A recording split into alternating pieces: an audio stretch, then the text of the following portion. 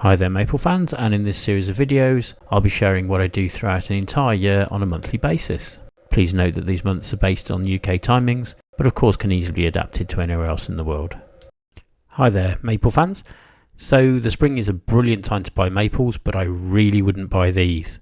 So this is from a local garden centre, and you can just see there that the tree is just like a little tree with a bit of root in the middle, and around it is a huge pot which is just not warranted.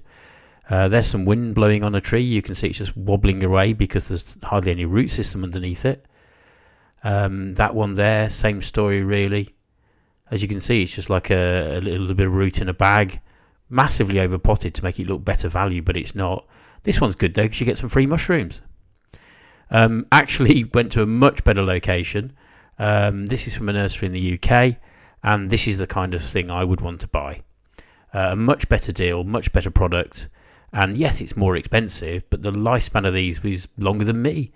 So the cheap stuff, unfortunately, from the supermarkets, it's either going to be a seedling, so it's not a true copy of the parent plant, or it could be a cutting, which many of these trees don't do well on their own roots. They're kind of genetically defective, inverted commas. That's how they have such awesome colours and shapes and all the rest of it. The root system is not necessarily therefore very good, but by grafting or attaching the tree to a really good root system from a sort of generic Acer palmatum, you get a really, really great root system, and you get an exact copy of the parent, which you know what you're going to get. So if you do follow my channel, you'll see I love to go out and about and see maples out there in the wild. And of course, if I spot one in the wild, I know I'm going to get exact duplicates of it. That's entirely what I'm looking for. So this amazing place is Packles Farm Nurseries in Derbyshire, near Matlock in the UK. Please don't switch off if you're not in Derbyshire or even in the UK. I just think this is a really good opportunity to see some. I'll do a little description on the way through, and then it might help you select that next maple that you're looking for. Please note as well that all the maples you're going to see, it's 2 polytunnels full of them. It's entirely done by one man called Hilton. Absolutely outstanding. How he manages it, I really, really don't know. And just to say, if you'd like to come with me on my Acer journey, please do like and subscribe to my little channel. It really, really helps. I've also recently set up a Patreon site, so that's a great way of supporting me too, and help out with some of the costs of my excursions really. There's also the offer of some personal help, if you'd like it, either in a group format or at a one-to-one basis. So here we can see a great maple grow like this. Certainly stocks Sangu Kaku. Brilliant in full sun, lovely red bark in the winter, an absolute favourite. And then you've got Oregon Sunset, which is there, so a lovely red maple. And then we're moving on to Aratama, which is one I have at home, so pleased to see that. Great to select them when they're this kind of size, because you can see their shape and their form as well. They're not just a bunch of twigs. You can sort of see how they're going to grow and how they're going to look. And that's just lovely because you can sort of plan your garden out better. Sharp's Pygmy there. Absolutely stunning dwarf maple. Just fitting anywhere really. Looks really good. And we have another one here I'm just showing you, which is Ruby Stars. So really attractive, quite an upright habit there. So maybe fit in a narrower space, which would be really good. Now no video would be complete without this tree here, which is Makawe Etsubusa. Absolutely fantastic. Very slow growing though, so one to it's either an advantage or not really. Another pygmy there, really small leaves, looks lovely. And quickly on to Taylor, which again I've got, which is just a gorgeous pink colour and retains that pink colour pretty much for the whole season really, which is absolutely fantastic. Nomura Princess, again spreading upright. Because they're growing, you can see how they kind of fast they grow as well. That's the same price as other ones, but it's a lot taller. And here we have Shinsho Improved, another really nice maple. A lot of the pinky ones tend to be sort of quite spreading, if that makes sense. Please note I'm missing some out because I just couldn't possibly do them all, to be honest with you. What a fantastic collection. So I'm just picking some of the ones that caught my eye. Benny Mako, the redhead dancing girl of maples, looking fantastic. Again, I've got one of those, which is just wonderful. And just trying to find the label there through the trees. We've got Reg Filigree Lace. So what you sometimes find he's here. He's a sort of variant. I've seen a green filigree, but there's a red one. So if you want that, looks fantastic, really. So a lovely smallish leaved green leaf maple here with some fantastic sort of pinky red fringing, which is absolutely lovely. Again, if you haven't got much space, look at that Kia Jaime, which is also known as Little Princess. Nice little dwarf there. I've got one of those. Looks fantastic. And Isabel, don't know that one, but what a lovely little tree that is. It's really nice actually, because you can go and find trees that you know, that you've seen I've got or whatever in these nurseries, but also ones you've never even heard of or seen before, which is just fantastic, really. Fireglow, that's one I know, but a great red. And of course, if you're buying maples and you're starting this as a hobby, why not have some variation? Why not see what's here, because then you can pick a green one, a yellow one. The yellow ones, for example, look absolutely brilliant in a shady spot because they light it up really. Another one there sort of leafing out. Some of these will be Shiraswanums as well, and they're a bit later to leaf in the season. So again, being late April in the UK, it's really a nice time to see their spring colours. And here we have a lovely dissectum, which I've got. Amazing autumn colours off these, slowish growing, and a nice low weeper really. So look at the collection here, just amazing. He does do large trees as well, this chap. A brilliant guy to speak to, by the way. He knows more about, he's probably forgotten more about maples than I'll ever know. Shishigashira, absolute must-have, brilliant in high winds, brilliant in sun. Just a beautiful tree, actually. So the very large ones, actually, he'll plant out in the ground and sort of dig them up in years to come and put them in a pot. But he'll make absolutely certain that they're rooted, they're absolutely fine. And what I find here is, I mean, many of these trees are about £27, probably about $27, I guess, really, US. What absolutely fantastic value for money for something that's taken this guy 4, 5, 6 years to actually get to this point through the whole grafting process. And what I also find, which is really important, is that rather than those I showed you at the beginning where the root system's an absolute mess, these pots are full of roots. They're allowed to grow to a good size. I mean, these are just fantastic, these Aureum. Again, these Shiraswanums, not fond of very full sun, but if in a shady area, they just light it up brilliantly, to be honest. But yes, these are full of roots, and if you plant them, they'll immediately start to grow more, actually, because they're ready for that next stage. Dolly Hill, don't know that one. Also, if you go different years, you'll see a different selection, because these are taken from stock trees that he's got growing absolutely everywhere. So consequently, it's just nice to see something different. Go back next year, there's some new ones. You'll always find the sort of staple ones on sale, but it's great to see something you've never seen before, really. Another little fella here as well, very subtle little red fella. Rainbow. Absolutely lovely.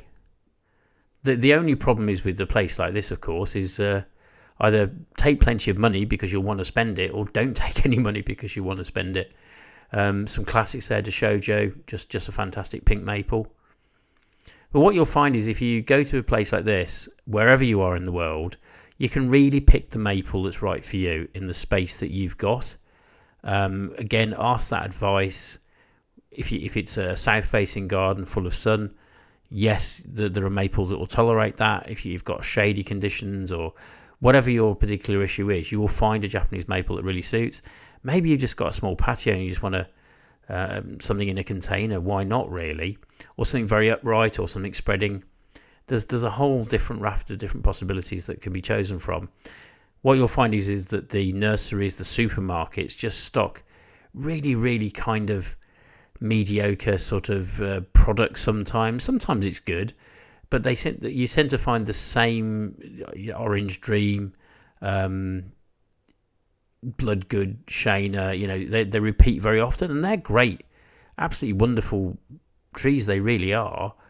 But this can be quite eye-opening, it really can, to be honest with you. Once you get this kind of selection, then you can really start to pick and choose and find something really unique that suits you. So there's Mako. I've heard of Beni Mako, where Beni means sort of red in Japanese, but that's a green variation on it. Again, Shishigashira, a good size, lovely little plant. And it just goes on and on. It's just fantastic, really. So again, if you're in the UK, I mean, it takes me an hour and a half to get here. I think you probably understand that I really don't care. I'm just going to get in the car and come over to Derbyshire, and it's just a lovely day out, and there's plenty to see in the local area anyway. Of course, there's people in America that do mail order. There's people in the UK. But if you can possibly get to a nursery like this, it's just a fantastic experience, really. There's even a camping ground actually on the same area, so bring your tent and stay over if you really wanted to. But the point I'm trying to make is, don't just put up with what you see out there on the small selection in a local garden centre. You can do really well. Tiny Tim there, what a lovely little dwarf maple that is. I mean, who couldn't afford that? That'd fit in a window box probably.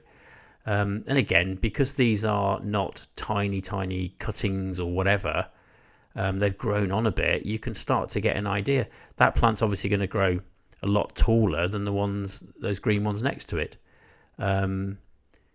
Ven's Red, new one to me.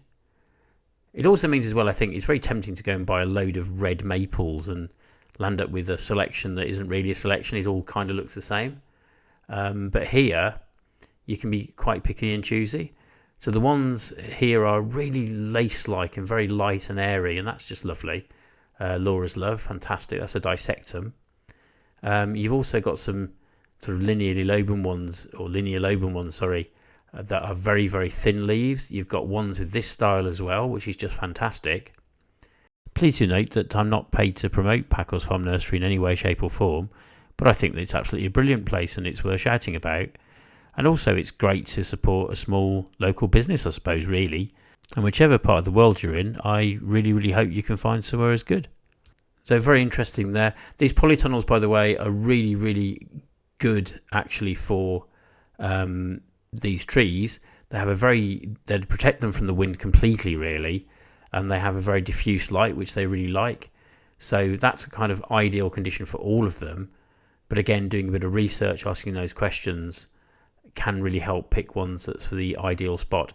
Said it so many times, but what you want to do is pick the maple to go, put a maple where it wants to be, really. If you put them where you want it to go, then some of them will tolerate it and you might get lucky, but it's just a nice idea to get it right. The Mont Papa there, I've actually never seen that before as a tree, apart from in Western Burt Arboretum in the UK, when they have one of them that's 30-40 years old, to be honest with you. And this is one that was close to my heart, really, because this is Carl's Corner. So, and sadly, you can't buy that one because it's in my garden currently. So, because my name's Carl, I thought that was a bit of a must-buy, really. That was a really pretty one. I could have bought that one as well, and so it goes on, really.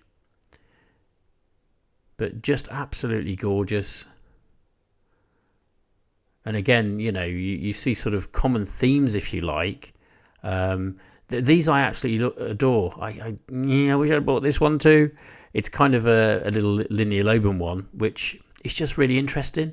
It's rather like bamboo, I suppose, but very wind tolerant, very heat tolerant, like Cotonuita, which I have, which is probably why I didn't buy it, because it's a bit similar. But it will have its unique characteristics too. Again, lovely light one there. Some broader leaf ones. I mean, look how tall and upright these are growing. So that again is something different, something unusual. And that's Ashura Swanum. So again, it's this broad green leaf maple that looks just lovely. Lovely coloration on this one too. Elmwood spreader. And some of the name gives you the idea it's going to sort of spread and be wide rather more than upright, really. Whereas these obviously have a much more upright habit. Oaken. I think I've heard of that one before. And on the other side, there's certainly some big stuff. So if you don't want to wait, then, you can walk away with a giant tree like that, really. This chap only opens on Tuesdays and Wednesdays and occasionally on Sundays. Completely understandable, because all this is his own work. But he doesn't do delivery, so it would be a trip out. But again, wherever you are in the world, I'm sure you'll find somewhere like this, and it really is a day out to go and have a good look. See things that you're not expecting. Again, you've got this chappie here, Sangukaku, mentioned him before, but very, very popular. Lovely red bark in the winter and great all summer too. And sometimes you get these cascading ones which are becoming popular as well. So what this guy will do, he'll actually add to his collection as time goes on. This is not a sort of static situation at all, really, and quite happy to buy some more stock plants and do some more interesting ones as time goes on. Emerald lace, absolute classic there. So that's one of the older varieties which you'd expect to see. And look at this for a sort of weeping stuff, Cascade Ruby. Got one of those, really pleased to say that. And I even have a couple that were prepared specially for me by this nursery, which are weeping varieties on a very short rootstock. And in my next video, I will show you, I'm going to put those on a wall, believe it or not, and give that a whirl. I'll try anything, I suppose, but that could be an interesting exercise. But absolutely unbelievable that they were made to order.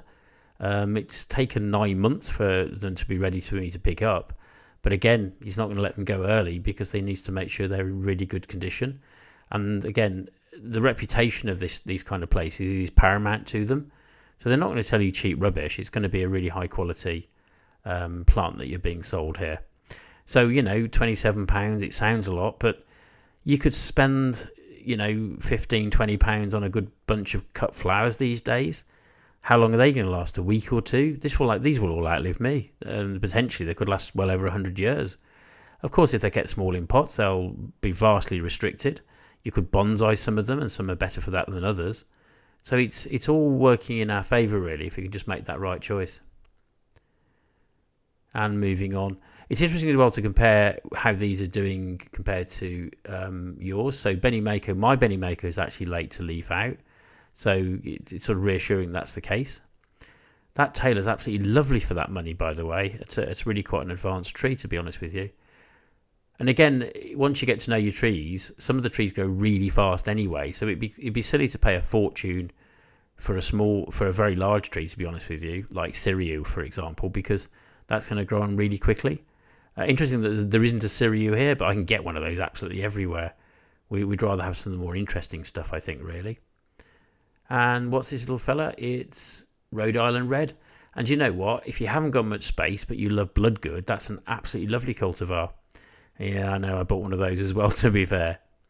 And we've got a lovely red wine. I've got one of those. I love the leaves on it. Really nice variegation. Mine seems to have gone a bit tall and spindly, though. Perhaps I gave it a bit too much fertiliser in the first year, actually. Just sprung up a bit too much, but it'll probably sort itself out. Ukagumo leafing out very slowly there and late, and that's really good to get those white leaves on Ukagumo. So again, that's how it should look at this point, really. And just moving on to another lovely plant here, which is Pink Passion. So it's a bit like Taylor, but a sort of subtle variant on that, to be honest with you. Garnet Tower, again, you know, I've got a garnet in the front of the house, but there's a sort of upright tower version of it. And just look at the size of these. Jerry Swartz. Everybody should have a Jerry Swartz. They're just absolutely gorgeous. You may have seen one of my other videos. It'll certainly feature again. Lovely pink colour, and if you give it just the right amount of sun, it stays pink all year. Amiga Shadara, what a sized tree that is as well. Absolutely fantastic. Had one of those off this guy a year ago, doing really well. And it's something a bit more modern, Starfish. I mean, these are just crazy, aren't they? And moving on, we've got Extravaganza here, which looks brilliant. And Moonrise, one of my favourite, probably the favourite Cirrus Winum overall, to be honest with you. If you give it a bit of sun, it goes a lovely colour.